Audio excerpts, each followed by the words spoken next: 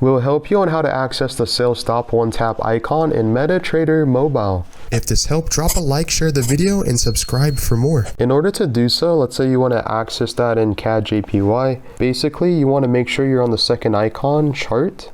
Underneath chart, go to the top right hand screen and click this icon right here, this clock looking icon. And is basically, we don't want to buy, you want to go down and click here, where buy limit. And now as you can see, it's a sell stop. So we can move this wherever we would like. It has to be below the price to sell. We can even add a stop loss and a take profit level, as we can see.